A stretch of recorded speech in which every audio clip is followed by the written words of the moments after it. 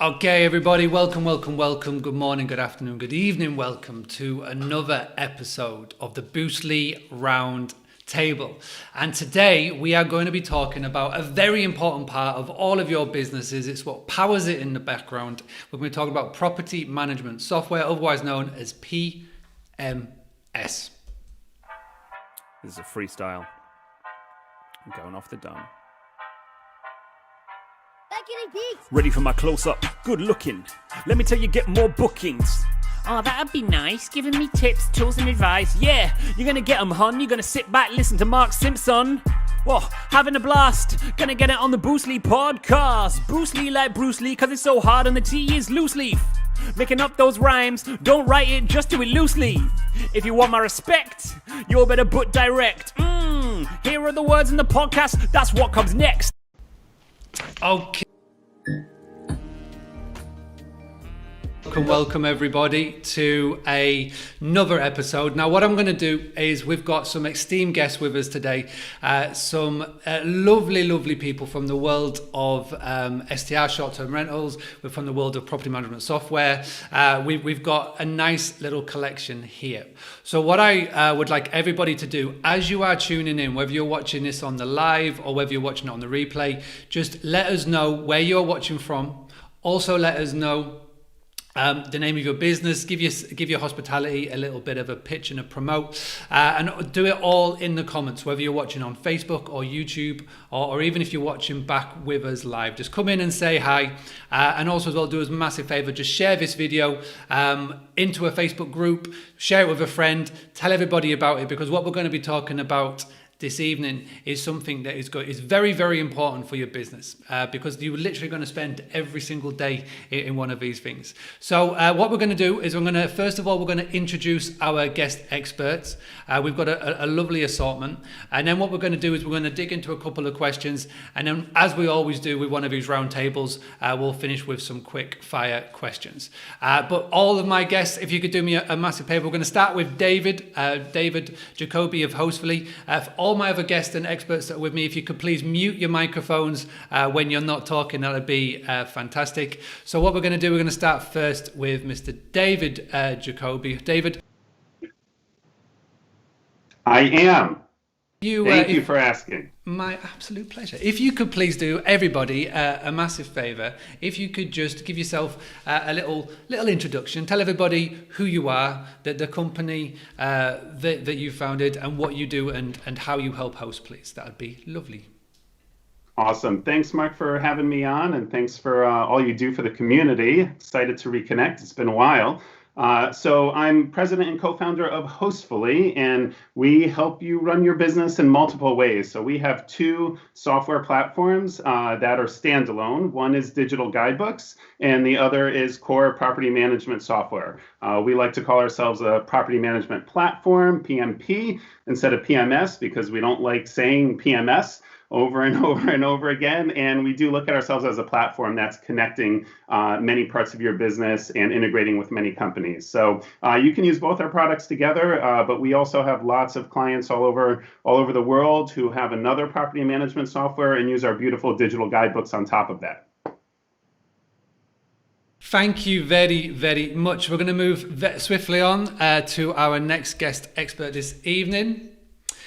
Naim from Zevu, hope you're well, buddy. Could you do me a massive favor, and everybody that is on with us this evening, could you just give everybody a quick rundown of who you are and how you help hosts? Sure. Thanks for having me on. So I'm a bit of a mix. I started off managing Airbnb flat service apartments. I didn't even know it was a thing. Then I found out there was a whole community out there doing the same thing. As soon as I left university, grew that business fairly quickly, and then got stuck with operational issues. So figured out we needed software, tried to find software, tried out various types of software, couldn't find anything that worked the way we needed it to. So that's how Zevu started in the background, which is basically, I don't want to call it an all-in-one because everyone claims they have an all-in-one. We don't quite have an all-in-one yet, but we're working towards it. So property management system, channel manager, task manager, staff management, owner, guest CRM, and et cetera, is basically the brains for your business. And more recently, I've also set up an investment company to purchase hotels to then run the whole vertical, basically. Fingers in all the pies. That's how I best explain what you guys are doing. It's awesome to see, and it's great to have you on the show. Thank you very much. Okay, we're going to move over to Mr. Terry White. Mr. Terry White, if you could please unmute your microphone, and if you could do everybody a big introduction. There's two different sides to yourself, and I've been love discovering the side that we're going to chat this evening. But if you could, everybody, please just give the big introduction and just say hi. Hi, Mark. Thanks for having me too. I have a vacation rental business in Florida's Gulf Coast and in the mountains in North Carolina. But where I fit into this is I have spent maybe 1,000 hours demoing, breaking down PMS companies and scoring them. And it really started with I needed to find a solution. So when I started looking, I've been through it so many times, and I started documenting it, and then I went back over it, and then Matt Landau, he approached me about starting up a business doing it. And so I went through the whole process again of interviewing every PMS again that I knew of, upgrading their scores and documenting the whole process. Fantastic. And this is one of the big reasons why I wanted you on tonight, because what you don't know about PMSs, I don't think is worth knowing. So thank you so much for being on here this evening. Moving over to Mr. Richard Farnan. How are we doing, sir? I've been looking for an excuse to get you on a Boostly podcast since I met you last February in London. So thank you very much for doing this. Genuine pleasure. Could you please give everybody the big introduction and how you are helping hosts? That'd be lovely. Thank you. Yeah, thanks, Mark. Well, it's a joy to be on here, particularly with the other people on here as well. I've been in the industry longer than most people have been alive, I feel. I've owned 2 sizable management companies and sold them. I'm a co-founder of Rentivo, which is a software specialist company to the short-term rental industry. That's a whole bunch of services. We don't focus specifically on PMS systems. We connect to other companies' PMS systems and provide very sophisticated guest front ends for thousands of properties. But we do build on top of PMS systems for those customers who've got growth companies who just can't find the right tools. So, and I'm a director of Yes Consulting, which I started with Eric Mason just to help people out in the industry. So thank you very much for that. And as you can see with the guests that we have this evening, we have got all the knowledge that you potentially need to help you guide you through your journey. Because when it comes to choosing a PMS provider, I think everybody will agree there's hundreds, if not thousands, of choice to choose from. And so what we're going to go and dig in tonight, and it's really cool because we've got a nice little balance. So we've got people who actually run and founded PMS companies, property management software companies, and we've got people that are on the other scale of either reviewing them and then helping host it, like get all set up and whatnot. And it's just a real good mix. So what I wanted to do this evening, and we're going to start off with Terry. So Terry, I hope you're ready for this. Really, really simply, for somebody who is watching this, because I did put up some roundtable questions. I wanted the audience to sort of ask questions. And the first one that came in, and I'll go straight to you, Terry, for this. It was, what does PMS actually stand for, and what does it actually mean? So if you could take off that first question, that'd be amazing. It simply means, and I think David said it better, I think we need to find a better word for it, is property management software is what it is. Yeah. And it's just the hub of where you run your business. It's your universe. Everything starts from the PMS and goes out from there. Fantastic. So now that we've got the basics, and what I would really want to dig into, and what we're going to do, and I'm going to assume everybody watching from now on in has a property management software in place. Now, if you haven't, and if you want to go find out more, then please do go check out Hostfully and Zivu, because they are very kindly sponsoring this podcast episode, which is fantastic. We'll give you some of the links later that you can go check out more. But what I wanted to do, I wanted to come straight back to David on this one. So David, and then we'll go Naim, and then we'll come to Richard. But David, the first sort of question that I have for you is, what you have had lots and lots and lots of hosts come through the Hostfully platform. Now, what would you say from all of the questions that run through support and all the questions that come to yourself? What would you say from your experiences are some of the big mistakes that most hosts make when they get started with a PMS provider, with a property management software? What would you say that would be? Well, coming from me, it might be surprising, but I'd say too much enthusiasm right away, of people hitting the ground running and not understanding what they're doing. So it's complicated turning on a new property management software and migrating over. And you want to make sure you're doing the steps in the right order. Otherwise, you could mess things up significantly. Like if you, for example, connect to Airbnb right away, and you don't have your pricing set up from your dynamic pricing company, then all of a sudden your pricing might not look the way you want it to be. Or if you don't have your payment processor set up first, you can't connect to Verbo or your live booking site because you can't take bookings. So just making sure you're following through the steps, you're working with that property management software with their onboarding specialist, and it's plan to do it in a time where you can have a few days, you can have a week, where maybe if you don't have one booking right away, it's okay, because it's a little complicated. If you're on Booking.com and you need to get off, especially if you're doing a migration, if you need to get off your existing property management software and move over, there's going to be a time where you got to disconnect and configure things in the new software and get it right. So just take a deep breath. Yeah, definitely take a deep breath. Thank you. Right, Naim, we're going to come straight over to you, buddy. Now, do you agree with everything there, or is there something else you want to add to it? Or even better, this is what I love from Roundtables, have you got any kickback? Is there something that you maybe disagree and want to chime in? Well, I think we seem to have some telepathy there. It's refreshing to hear what I thought was maybe something unique to the complexity that we've managed to make a mess of at Zebu. But glad to hear that someone else is having the same issue. I often find that people they'll sign up and they'll expect all the automation that we can provide to just work. I'm like, well, yes, but not quite, because you actually have to tell the system how you want it to automate things, right? Everyone wants to do things slightly differently, and there's a lot of knobs, and you have to turn them all in the right way. And it's not enough to just sign up, and it's not enough to sign up and pay for the first month. You actually have to spend some time in front of a computer. You can't set it up on your mobile phone. No, you can't. Even when we'll have a mobile phone app, you'll still need a computer to actually set the system up to start with. So I think it's just that patience, and as David was saying, taking the time to actually do it, and do it right from the start. Don't get going with one aspect of the system and then a month later realize, oh, actually now this isn't working, and it's because you actually didn't do the other 2-3 things that you had to do to start with. Nice, good feedback.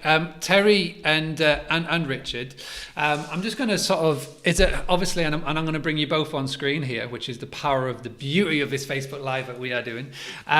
So the same sort of question to yourselves, really. So again, you've spoken to many people and you see so many hosts doing this sort of thing, and maybe speaking from personal experience, like right back in the day, is there anything that, again, do you see or wish that you had done that would just make your life or the host lives easier? And we'll go to Terry first, and then we'll go to Richard. Is the same sort of question that I asked to David and Naim, but I'll give it to Terry and then Richard. The single biggest mistake I see people make is when it's the biggest red light as soon as they say, I only want something that will do this, and maybe this. It's picking a software that you can't grow with. Like you pick it, you use it for a year, you outgrow it. And right away when somebody says, I only need this, and possibly this, that they're coming from spreadsheets. They have never used software in their life. And then 1 year after, they would have the exact opposite philosophy. If they were doing it again, they would say, I want the biggest and most robust PMS I can afford. So that I would say for sure, it's going too small and not being able to grow with your PMS. Good, I like that. Richard, so obviously we've had David, Naim, and Terry's. We've obviously covered a lot there. Is there anything you'd like to throw in the mix, or maybe even add your own spin to the question? Yeah, no, I mean, they've, all these guys have come up with my answer, but there's one word here, and it's planning. And what Terry just said is so true. It's something no one actually thinks about. This is a piece of string, a PMS, and it depends whether you're a single host with one property who just wants to be on Airbnb, or you're a manager with 500 properties who wants to distribute everywhere and have multi-currency and everything else. You actually need to write down, when you've taken on a PMS and before you take a PMS, you need to write down a list of exactly what you want it to do and what you think it might do and what you think it might want to do in the future. And I've actually pulled out a list today of a company a few years ago sent me 279 lines of what they wanted it to do. So, I think, I won't say any more, but you really need to plan what you're going to do before you start doing it. So David's right. You can't just go in there and start hooking up to stuff and expecting everything else just to follow.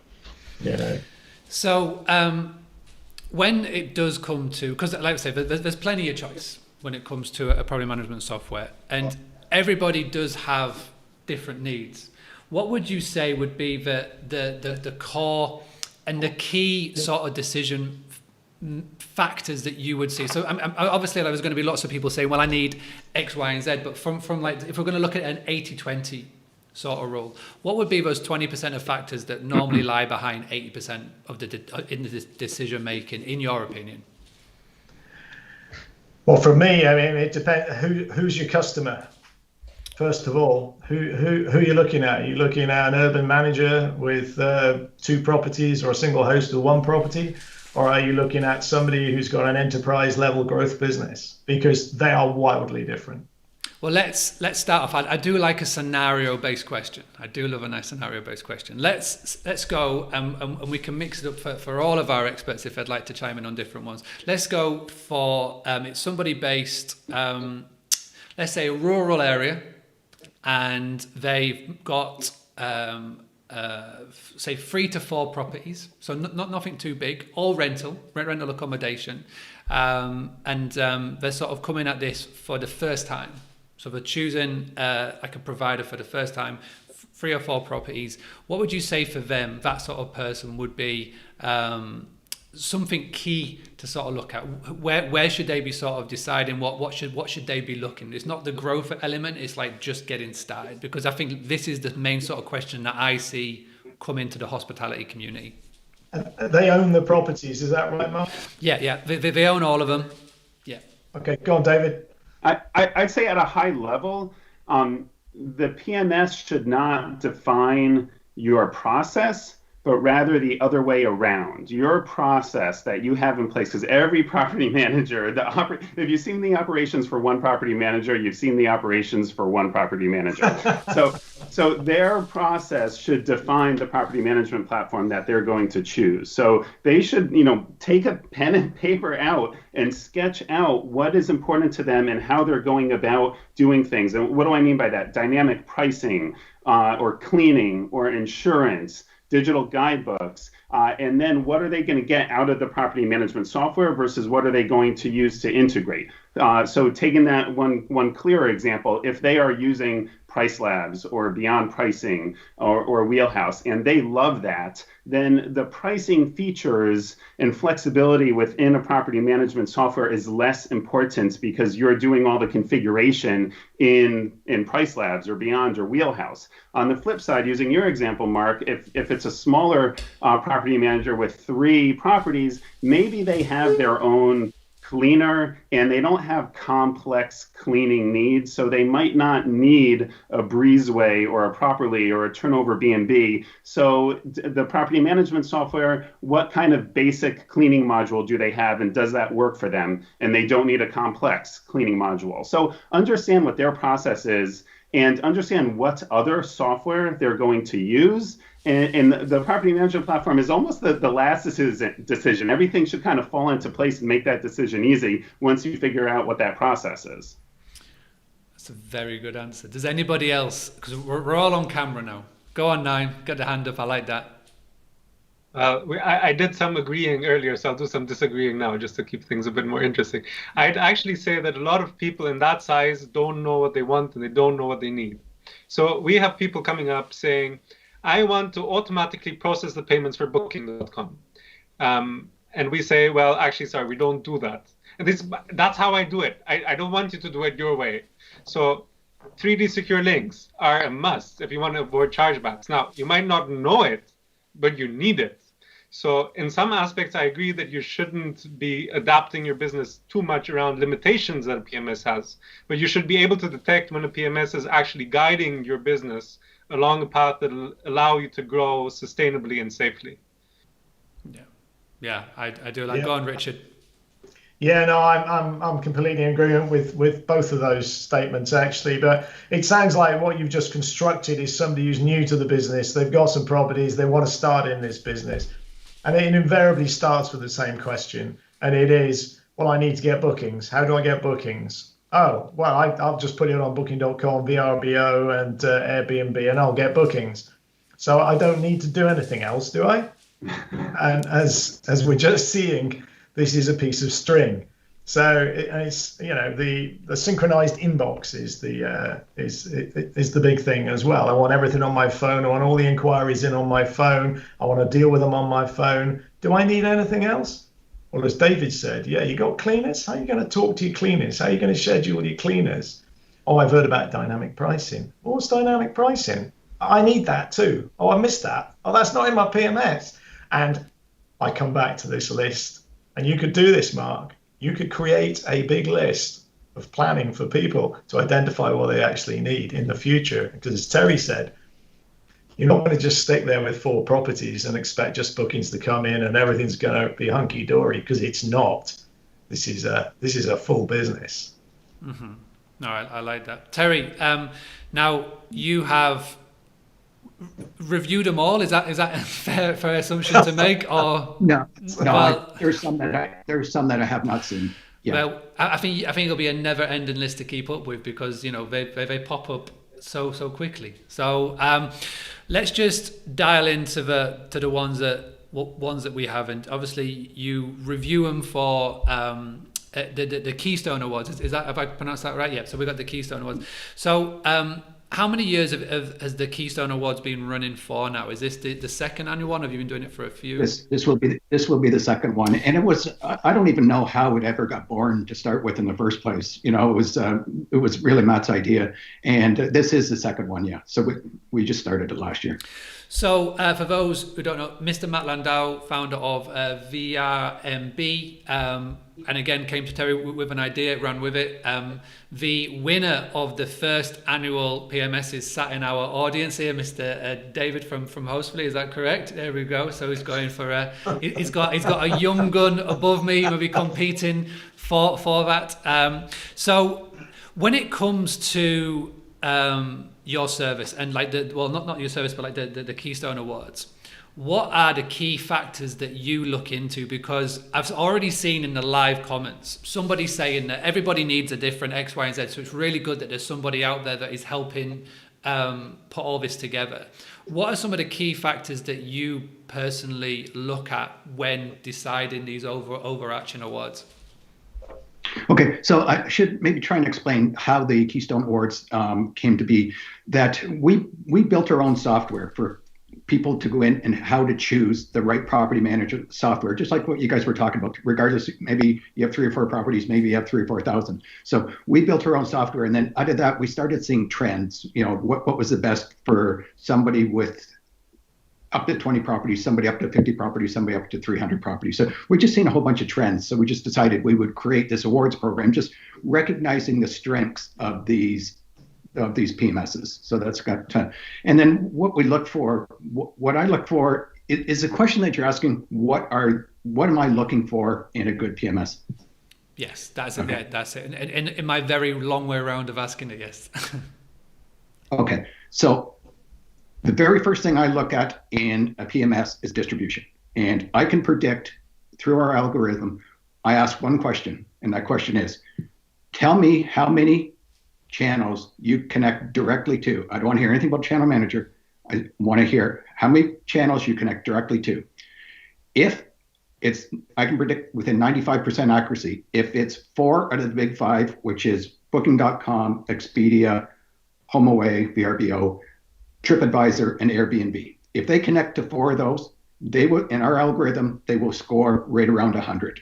If it's less than 4, they will score right around 75, 65. The difference between 65 and 100 are 2 different planets. They're 2 different PMSs that you can't even compare. And then when you look at distribution, it brings in more. Distribution is so misunderstood. It's not how many OTAs you connect to. It also brings into email marketing, Google AdWords. It brings into your Facebook PPC, Instagram PPC, and then that also brings into, that no one ever talks about, now that brings into your interface, that brings into your booking engine, that brings in your CRM. So the very first thing I look at is distribution, and I can predict 95% accuracy by asking one question. Nice. That's really interesting. Thank you for that. Thank you for that. So seeing that we have 2 PMS providers with us, Richard, and we'll go Richard and then Terry. Richard, if you could wave your magic wand, and if you could see a PMS provider create one thing for the world of hospitality, and we'll go to Terry as well, and we'll let Naim and David pop into as well. If you could see him create one thing that would really help hosts coming into, we're into 2021, coming into 2022. Is there anything out there that you think is missing at the moment and you would like to see? Wow, that's a really tough question. So just go back to Terry a bit on that last one.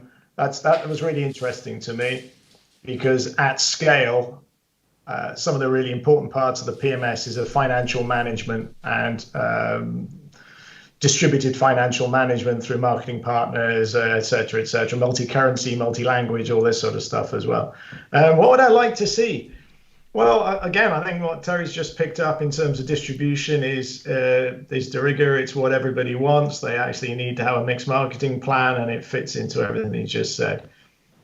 I would personally, and it's what we're involved in as well, I would personally like to see more PMSs pay more attention to their guest-facing websites.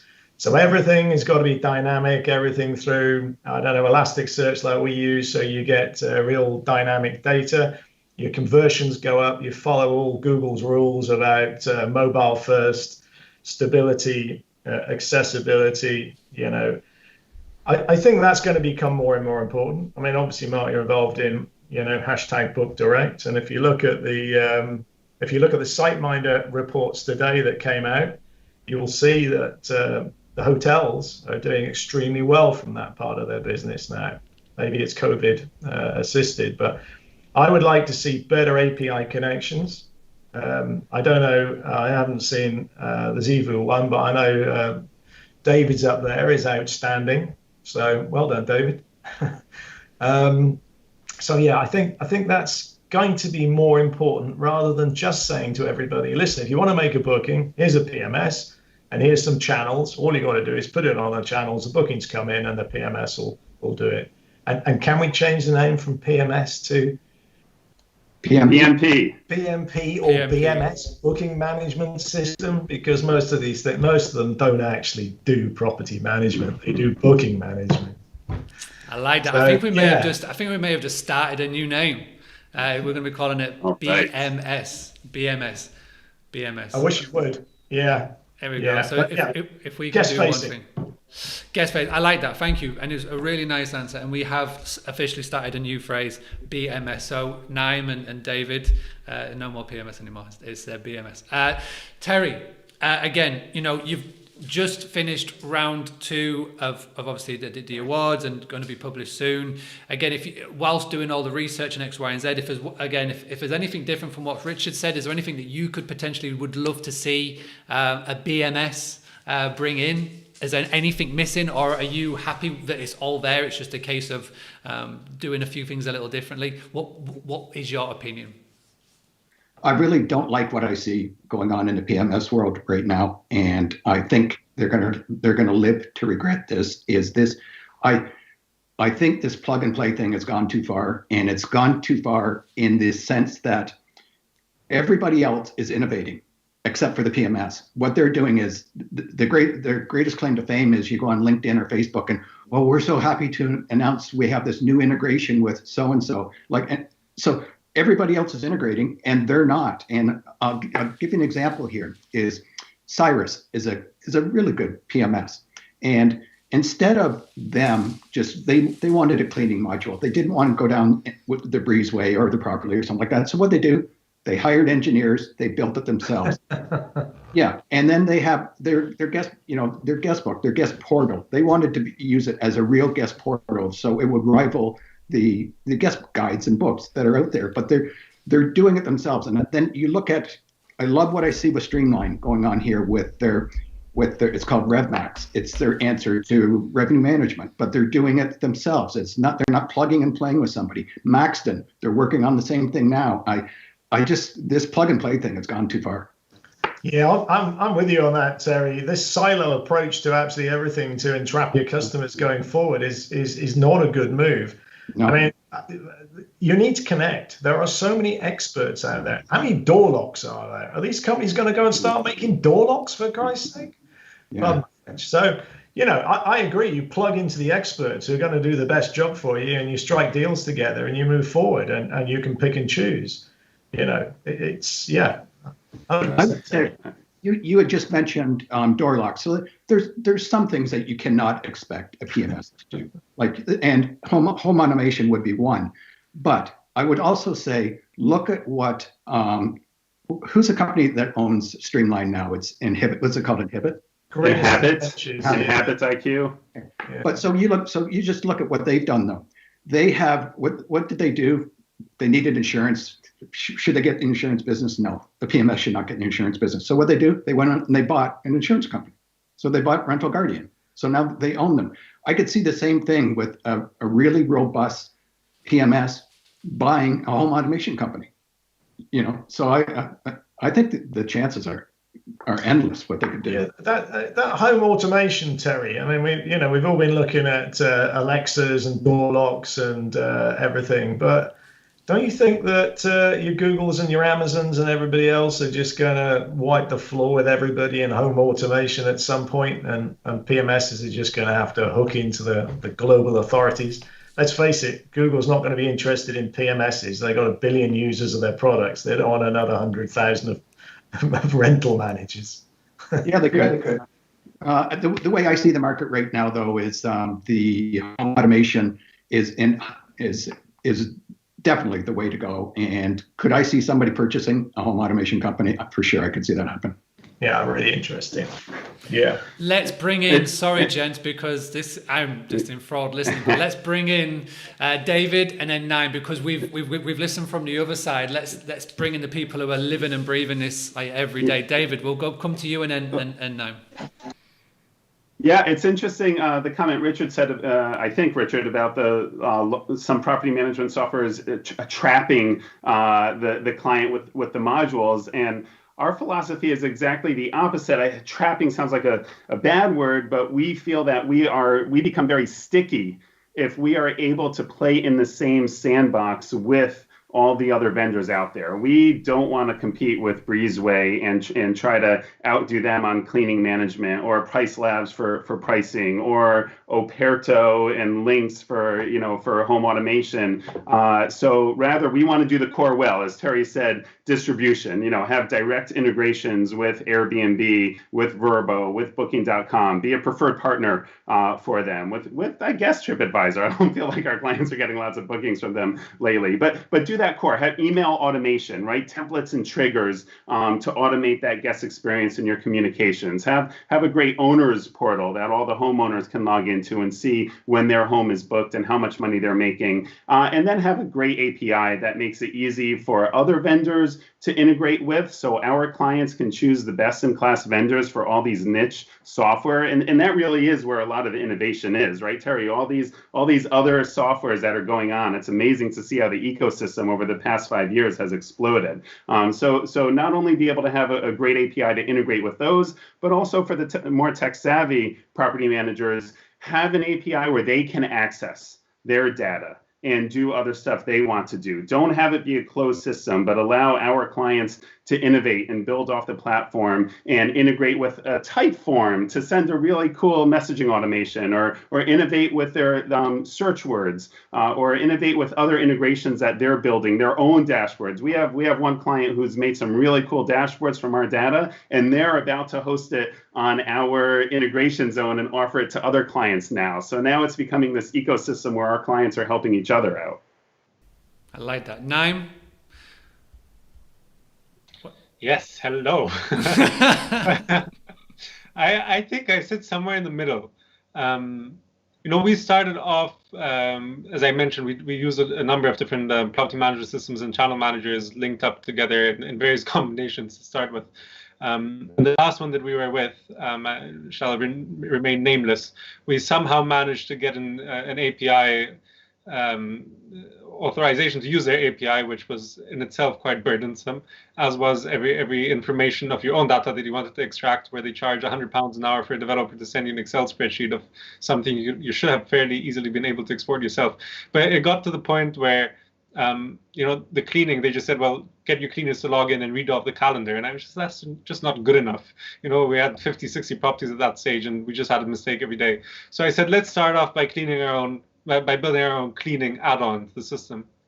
And I looked at the systems that they integrated with, and at the time, they just didn't have anything that made sense. They had some hotel software that didn't work for more than one location, or didn't work for more than one city, or didn't have the right structure in terms of, I don't remember what it was with that specific one. So for example, sharing cleaners between properties didn't work because you'd have to have a single login, and the price just didn't work. And so I said, okay, we'll do our own cleaning system. And then as we started building to it, their API just kept crashing, where they just kept making changes, which meant we didn't get the information, or the structure of the data kept changing. So there was already an issue there, and that's when I just said, okay, let's forget about it. We'll do our own booking system, because that's all they had really that actually worked, and build around that. And then there's, I just feel that the hospitality world is way behind in terms of software. Like, okay, we're talking about not reinventing the wheel, but I can't see why not every PMS out there doesn't have a basic cleaning system, a basic maintenance system, a basic, for goodness sake, linen management system. I mean, everyone in the industry deals with linen. How do you know how much linen you need every day? I haven't found a system out there that does it. Trust accounting. I haven't found a system where I can log in and I can actually see how much money I've made as an owner of my business for that month. Zivu can't do it yet. But there's just so many things that systems don't do. And I feel they're so basic. Yeah, of course you can get a BI dashboard, hooked up to your PMS. But the reality is it's never going to answer the exact questions that you as a business owner have. Yeah, you can play around with it and try and get some interesting patterns to emerge. But there's a core functionality that you really need in one system. And then, yes, of course, to extend on that, it's great to have additional systems. But if that core is missing, you can't have 10 systems just to make up the core. You need a system that will be your core. I like that. Thank you for what felt like a mini rant, but it was very good and it was very passionate. And I feel like we're covering off so many parts that I wanted to cover off in this podcast. And, I think there'll be many levels of different hosts that are tuning in. We'll have people that are right at the very beginning, or people who have experienced. And, it's really cool to be able to listen into these conversations. This is why I really wanted to do a roundtable type podcast. It's like Clubhouse, which everybody's talking about at the moment. It's like listening into something like this, which is really good. Now, what I'm going to do before we kick on with the next and the we'll say the final step, because we're coming up to nearly an hour, but by the time we get the quick fire questions out of the way, I do want to give a big shout out to two of our sponsors that are sponsoring this show, and I am so happy that they are both on this episode with us. So a very big thank you to Hostfully for sponsoring this show. They've been sponsors of the Boostly podcast for years now, and it means a lot. It means that I can keep it free to all of everybody listening. What I would really appreciate everybody to do, if you could just go to hostfully.com, like what David said earlier, there's two parts. There's the digital guidebook that I think everybody knows about now. We've been talking about it so much over the last 6 months. The digital guidebooks, however, are so important for all hosts. Please do go check it out. You get one free guidebook, absolutely free. And from there, you can upgrade if you wish. And if you do upgrade, all you got to do is put Boostly2M in the promo code and you get 2 months free. But also do go and check them out if you've enjoyed what David has to say and you're intrigued at Hostfully and what they're doing. They are the current as time of recording holders of the Keystone Awards. But please do go check them out. And also a massive thank you to Zivu, Naim and Zivu for sponsoring this as well. You can go and find out about everything that Zivu is doing. They have got many fingers in many pies. And if anybody has ever been in a Facebook group, you will know who Naim is because he's in there all the time, helping, telling advice, but also as well, really promoting Zivu really, really well. And I know from doing the website design side of Boostly that a lot of our clients are using Zivu and they do love it. So if you want to find out more, if you just head to, and he's given me a link, boostly.co.uk/explore. So boostly.co.uk/explore. EXPLORE. All right, thank you very much for that. Right, so what we're going to do now, and I do love this. This is one of my favorite parts of every episode that I ever do when we get guests on. We are going to do quick fire questions. Now, I will peel the curtain a little bit back. I did send all of our experts what the questions were going to be because I didn't want to put them so much on the spot. But what we're going to do is we're going to go through each one. And what I love about this as well, because we're doing this live and we've got nearly 100 people watching on all the platforms that we're on, you join in as well. So as you're watching live or on the replay, please do join in at home. We are going to start with Mr. Jacoby first. And the first question is, as I come on in, your morning routine. I'm really I will give a little bit of context to everybody. Before we went live, David gave a very nice little 4-letter word of what his morning routine was, but I'm not going to spoil it for those tuning in. So everybody that's tuning in with us live, if you want to put your morning routine in on the comments, that would be amazing. But David, if you could be so kind, just explain to me what your morning routine looks like. Sure. I'm not an inspirational role model for that. I wake up, I have my cup of coffee, I check in with my kids to make sure they're on their social distance, remote distance class, and then I check my emails and get to work. So I'm a bit of a late owl, and I am not exercising or doing that much in the morning. That's okay. Interesting. So you basically just get up and go. Just get up. Kids, where are you? Are you safe? Are you in the house? Right, I'm off. Is that how it? I'm like that bunny rabbit. Wake up and boom. I like that. I do like that. Just rhyme me up and go. So when you say you're a night owl, does that mean that you do a lot of your work at night when the kids are asleep, or do you find you do a lot in the morning, break in the afternoon? Like how does like that sort of work pattern work? Yeah, Mark, you're WhatsApping me when you wake up, and I'm responding back because I'm still up my time. So that's when no one's bothering me, and I can sit and focus and get some of those longer, harder projects done and respond to some of those longer emails. Versus during the day, it's kind of rapid fire, just responding to quick things and Slack messages and calls. So at night, when the kids are asleep, when my wife is asleep, I can finally sit and focus on stuff. Until I wake up and then I pester you on WhatsApp. So exactly. Yeah, amazing. Thank you very much. Okay, we're going to move on to Naim. Buddy, what is your morning routine? If you really want to know, I'm a morning person. It's just that circumstances in life don't really permit me all the time to make use of that morning. So I usually start my mornings relatively late as well. As those of you might have heard me before might know, I'm a Baha'i. That's a religion whose purpose is world unity, and we believe to achieve that unity we have to work on ourselves as well as the society that we live in. So as part of that, we regularly read in the mornings and the evenings just a couple of passages from the writings of the Baha'i faith. So that's what I do when I wake up, say a couple of prayers. I don't have breakfast. I only eat once a day, dinner time. So then I do some exercises, have a shower, and then get to work after that. Nice. Thank you. Very nice. Terry, we're going to move over to your good self next. So describe to me what a morning routine looks like. My morning routine is exactly the same as my afternoon routine, and my evening routine is I get up in the morning, get ready, get dressed, get in front of my computer, and stay there all day. Nice. So, and this is the position. So, if we were to speak to you at any point of the day, and that is a lovely painting in the background, by the way. I always admire that whenever we speak. So, get up, coffee. Is there any drink? Is there any breakfast? No, it's just straight water, some vitamins, and get in front of my computer. Water, vitamins, go. Love it. Richard, I have been quietly really looking forward to hearing your answer. Well, I'm a bit of a sad person as well. So I wake up at 7 o'clock. I get on my phone. I check those emails from those people who want an immediate response from you. Have a cup of coffee. Switch the computer on.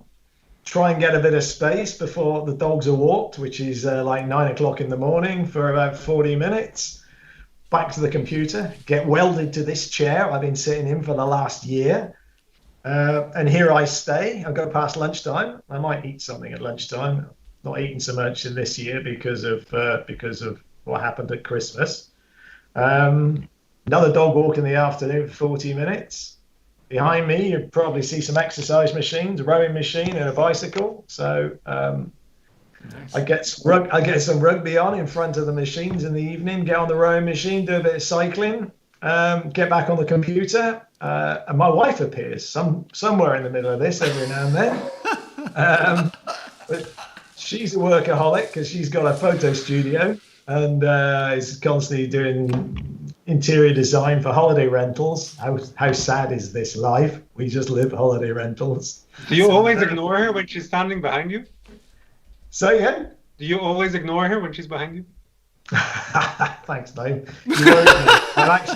I've actually locked the door from the inside because my dogs are from Thailand and they tend to wander out and expect attention and bones and food and stuff all the time. So yeah, I go to bed probably around about midnight most night, just before I finish my emails. So yes.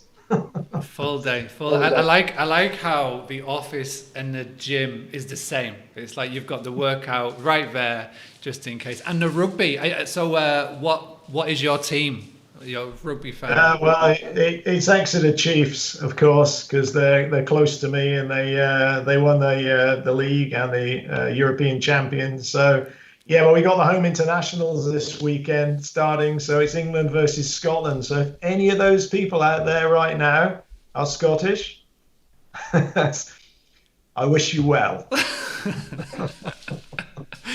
I love that. Thank you very much. I thoroughly enjoyed that. It's not the end of the quickfire questions. We're going to go straight back in with Mr.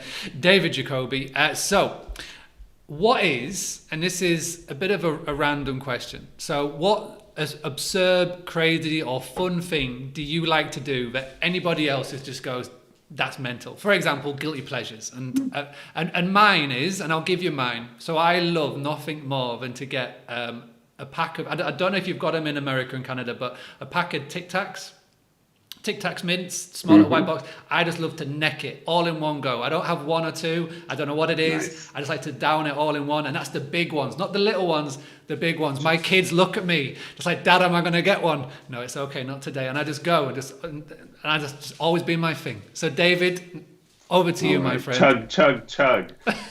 So I guess two things. So one, the fun thing on the side, Lindy Hop, which is like swing dancing to jazz music. So that's my big side passion. I used to go out almost every night swing dancing, Lindy Hop dancing. There's an international Lindy Hop community. When my wife and I, we traveled for a year. We stayed with Lindy Hoppers all over the world. It was awesome, and I miss it dearly. Luckily, my wife is a Lindy Hopper, so we are able to dance, but all the big dances obviously have been closed for a while, so I can't wait to start swing dancing away with people again. And then also on the side note, I'm actually just making it into the year 2000 or so, where we got a Nintendo Wii. for my kids to get some exercise because they were not getting out of the house as much, and I've gotten addicted to that as well. So my 9-year-old and I are battling each other on skateboarding around the park on that Wii Fit board, and that's been getting addicting, and it's been a fun way to exercise in the house during this pandemic. Amazing. I do like that. I learn something new about you all the time, and I love it even more. And I look forward to when you're able to swing again. So thank you very much. Mr. Nime, what crazy, fun, absurd thing that you do but other people think is crazy, aka a guilty pleasure? I was hoping that David going first would inspire me with something, because I know you asked the question ahead of time, but I couldn't really think of anything to answer with. As David was talking, I was trying to come up with something. Maybe what you might label me as crazy for is, although I'm a perfectionist, and if I do something myself, I'll usually spend 120% of the time to get 80% of the result. I guess when I delegate things, it's sort of, I assume that the other person is the same. And I know when I was a kid, I never really trusted anyone to do anything because they never did it right. But since I've gone into business, I've sort of decided that you can't always get things right and people are just going to do them wrong. So I've got to a stage where I sort of don't really care when things go wrong. I've sort of got detached from things going wrong because I just assume things will go wrong. So I tend to start a lot of projects and do a lot of things and delegate a lot, to the point where, my dad asks me 2 weeks later, by the way, what happened to that massive issue you had at that property? I'm like, why do you ask me? How should I know? Someone else is dealing with it, It's their problem. So it's a nice insight. I can see like Naim at school now on the playground, just like telling everybody what to do, and he's just instantly disappointed as they walk off in the wrong direction or something. A real nice insight to little Naim there. But Terry, we'll move straight on to yourself. What would be your guilty pleasure? Well, seeing that I sit in front of my computer all day, you just you go crazy. But when I'm here and I'm just answering, one email after another, is I go on the YouTube video and I just get fascinated with watching these documentaries and videos on the mafia, how they just scam people, how they just, if they disagree, they beat the crap out of you, they put a bullet in your head, they just infiltrate the most corrupt people in the world. And just reading, but it just fascinates me because they're true story. I hate fiction. I hate everything fiction. True stories I love. Mm-hmm. No, I'm with you on that one. Fantastic. Thank you very much for sharing that. Richard, so we've got Terry doing the YouTube Mafia videos. When you're not doing the rugby in, the gym in, on the computer in, what do you like to do that your wife thinks is just crazy?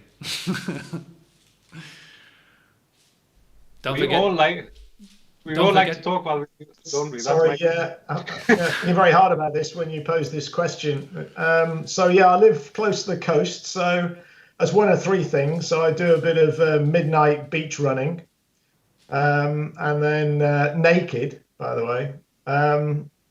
Serious? I've got a thing about motorcycles, so I've got a huge motorcycle, and I know it's illegal, but I do try and see how fast it will go. Too often, which is extremely fast, as it turns out. All legal, of course. And the third thing is I trade some cryptocurrency and try and figure out how my son's managed to do so well on it. So as I'm sitting here with the computer on, I've got Binance on, so I'm watching ETH and Bitcoin and VeChain and OMI's Go and all those as well. So yeah, I've got a few, but they're not like yours, plugging a whole packet of sweets. Although I do love pastels. I will eat a whole packet of pastels in one go, given it, and the same with Maltesers. There you go. Yes, 100% Maltesers. No, I like that. It's really interesting. A little bit of cryptocurrency crept into the conversation there. It's proven to be very, very popular at the moment. As my Coinbase app tells me, it's getting even more popular. So very, very interesting. Okay, so the final question, and I'm going to leave to everybody. And we'll start with Richard, and then we'll work our way back this time. What is, your travel prediction, for 2021? I don't know where the hiccups this came from, but what is your travel prediction for the rest of 2021? We'll go with Richard, and then we'll go Terry, Naim, and then end on Mr. David Jacoby. Yeah, well, that's very convenient because I did a video on it last night for somebody. So yes, uh, urban's going to be a disaster still, probably up until the end of the year. Uh, International regional business is going to be way down, particularly in Asia again because of flights and COVID. When breakout comes, domestic travel will be like an avalanche. It'll go off the scale. Everybody will want to travel domestically. That provides one big problem, or two or three big problems. There is insufficient inventory from owners for agencies and OTAs, which means, bearing in mind a lot of the bookings have been pushed forward to this year from last year based on vouchers and rebookings. It means the owners are going to be really heavily courted this year to either up the game on OTAs and open the calendars, and agencies will want them as well because they don't have enough inventory to satisfy their bookings. And guess what? You can bet the OTAs are actually going to have their calendars blocked out en masse by the large companies who can do the bookings direct. So OTAs are wounded animals right now, and you have to wonder what's going to happen. Will Airbnb buy Expedia? There's a thought. Who knows? Possibly.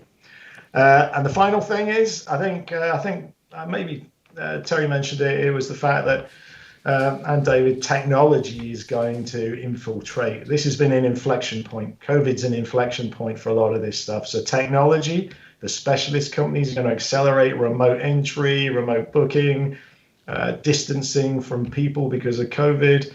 And then you're going to get compliance, you're going to get certification, you're going to get all these things. It's going to become much more professional. And I think it's going to be pushed from the OTAs down and from the bottom up, because that's what guests want. The hotels are actually going to challenge it at that level. So yeah, that's it. I could keep talking all night. No, I do love hearing predictions. Obviously, these are our opinions, but I think we've got some really good people that know a lot about this industry and know a lot about events happened in the past and obviously things that could potentially happen in the future. Mr. Terry White, we'll move on to you next. What would your predictions be for the rest of 2021? And obviously, Dave, Richard's obviously speaking based in the UK, and obviously you're in Canada, property in USA. How do you see it, that side of the pond, so we speak? Domestic travel is king for sure. The airlines will remain on life support to the end of the year. I think the worst of the COVID is in front of us. March and April are going to be horrendous. The new strains are going to cause a tremendous problem, and just in the infection rate. I'm not saying that the vaccines aren't going to be effective against it. I'm just going to say the transmission is just going to be out of this world. I see at the national level where United States never had a national strategy. They didn't listen to science. They didn't listen to the scientists. I think with the different administration now, they're going to listen to the scientists, to the science. I think there's going to be a shutdown coming again. And I think 2021 is purely domestic travel. Okay. And nobody's doing, the United States, they're having real challenges on their vaccine rollout. No, I don't think any country is doing a worse job in the world at the vaccine rollout than Canada is. So we've got some big challenges coming here.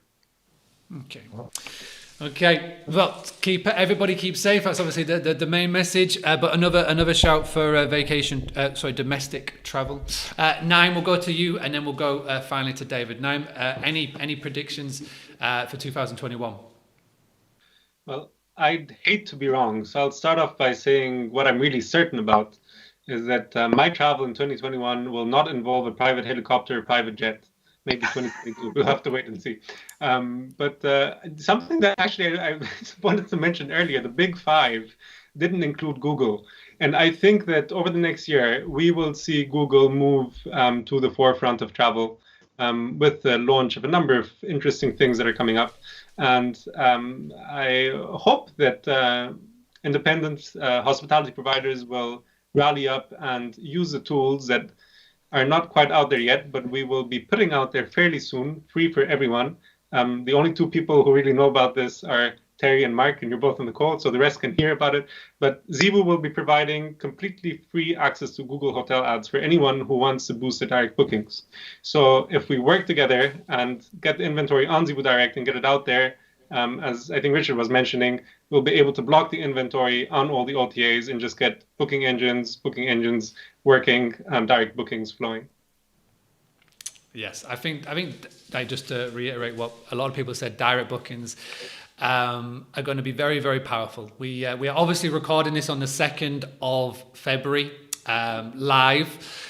Tomorrow is International Worldwide Book Direct Day. So, please do make sure that you use that hashtag Book Direct and spread the word and tell your guests and tell your followers why it is important that people should book direct. So make sure you do that. Mr. David Jacoby, we will end on you. What is your travel prediction for 2021? All right. So on piggybacking off of what you said with direct bookings, I'll do a quick plug for our annual hospitality report. Every year we survey hundreds of property managers and ask them a whole bunch of questions and put out a pretty cool report so you can see what the benchmarks are and how you compare against other property managers. And direct bookings, there was a big increase in that, and that's only going to continue. I think with the big cancellation wave with Airbnb earlier in the year, people have realized not to put all their eggs in one basket. And I know I'm preaching to the choir on this, Mark. So folks can go to hostfully.com and click on reports and see that report and a lot of others. But in addition to that, flexibility is still going to remain. Flexible cancellation policies, I mean by that, and both with airfare as well as booking vacation rentals. It's going to be, now that everyone is doing that, it's going to be hard to be the first one to take it away. So I think that's going to persist for a while to airline chagrin especially. And also, as Richard commented, towards the end of the year, once this herd immunity starts to happen, and knock on wood, it will happen sometime this year, urban vacation rentals, they've been decimated, but they're going to come back really strong. People are wanting to not be in urban places right now, but they're missing it. And once it's safe to do that, urban vacation rentals are going to be big. And then finally, I'd be remiss if I didn't add the importance of a beautiful digital guidebook. It's now more important than ever because you need to clearly explain to the guests certain safety precautions and cleanliness issues within the home, but also local recommendations. You need to be able to tell them easily what's open, what's not, maybe some alternative things from what's usually popular, going to some indoor music venue instead. What are the cool hikes to do nearby? And that's what makes or breaks an experience. So as people are staying local and going to vacation rentals in nature, it's up to you to provide that 5-star guest experience, and you need to have great recommendations for them. Yeah, and go on, Richard. Yeah, sorry. Something that we've all missed is, and I'm privileged to some of this, is we're going to see a lot of new businesses hitting this space too.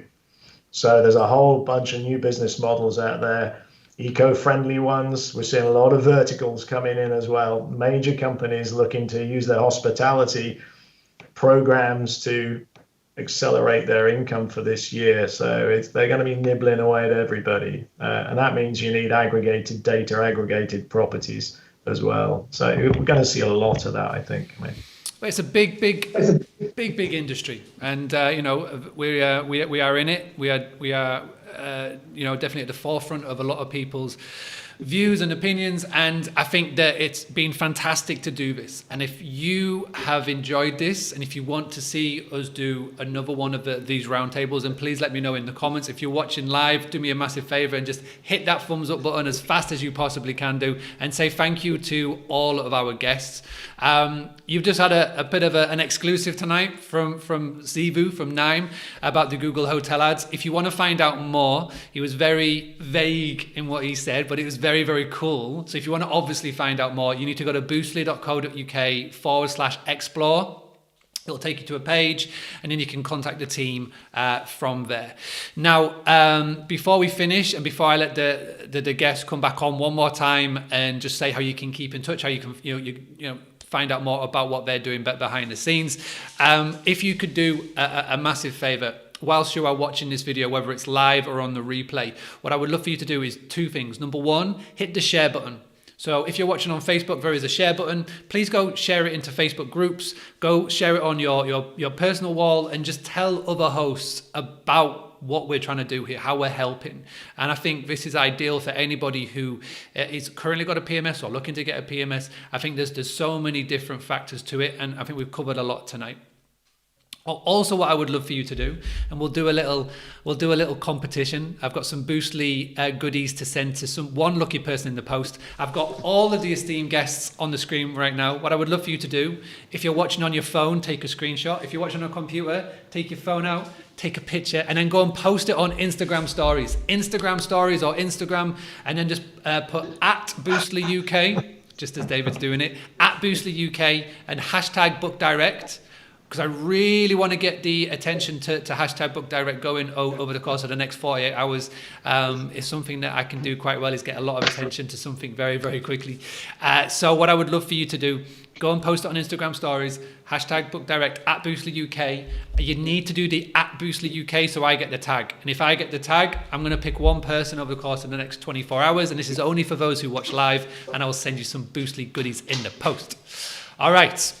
So we're going to finish up. We're going to go David, Naim, Terry, and Richard. David, first and foremost, how can anybody find out more about Hostfully, and where's the best place if anybody wants to reach out and say hi? The floor is yours. All right. So our website, Hostfully, HOSTFULLY.com. Information about our property management software, our guidebooks, all our industry reports, our blog. So check that out. Anyone wants to reach out to me personally, david@hostfully.com. Would love to hear from you. Fantastic. Moving on to Naim. Naim, you've been very, very generous with your time, and a bit of a nice exclusive there. Thank you very much. How can people find out more apart from the link that I just gave earlier? The way we've grown over the pandemic has been by word of mouth. So I'd say the first thing is ask around, ask people who've signed up to Zeevoo, who've started using Zeevoo, who are contributing to making Zeevoo what we all want it to be.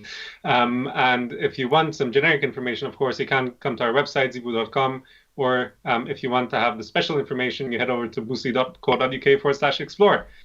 You can drop your email address and someone will reach out and answer any questions you might have. Fantastic. And how are you spelling Zeevoo? ZEEVOU, but you can spell it whatever way you like, because we actually have a page on our website with all the common misspellings of Zeevoo. I love that. Thank you. Terry, we'll move on to your good self. If anybody wants to find out more about the work that you're doing, find out more about the blog, or anyway, keep in touch. Where's the best place? How can we do so? vacationrentalsoftwareguy.com or terry@animalislandbeachrentals.com. Fantastic. Thank you very, very much for coming on this evening. I massively appreciate it. I'm really glad that we've been able to get you on. Richard, so we've got a newsletter. Yeah. Fantastic newsletter. I love reading it. And where's the best place that people can keep in touch? How can they get hold of it? Well, you can go to rentivo.com as a website, or yes.consulting as a website, or Richard at either of those, Richard at Rentivo or Richard at Yes Consulting. And I'm also all over LinkedIn. And I actually really love people connecting directly, because they're actually the people at the sharp end. It's, we're at other parts of the ecosystem, but it's really great to talk to people who are actually taking bookings, facing guests, cleaning stuff, mopping the floors, doing the toilets, all that sort of stuff. So yeah, direct connection's great. Love it. I just want to say as well, I'm really looking forward to whatever point it may be, 2021 or maybe 2022, being able to go back to live events and seeing all your faces at them, wherever it may be in the world. I'm really looking forward to that. And I just want to say thank you so much to every single one who has joined us this evening, and thank you to everybody that has tuned in live. It's really cool. We've had almost 100 people, which is fantastic. I just want to say thank you so much to our sponsors, which is obviously Zeevoo and Hostfully. We will include all of the show notes. We'll include a full transcription. We will have all of the links that we mentioned. It will be on the Boostly blog. So to find that, go to boostly.co.uk/podcast, and all of the information, plus all of the other 10 series that we have done of this podcast, will be on there as well. We've got hints and tips and interviews. We've got everything that you could possibly need. So we're in season 11 right now of the Boostly podcast. Very, very, very, very soon, we are going to be doing a podcast episode every single day.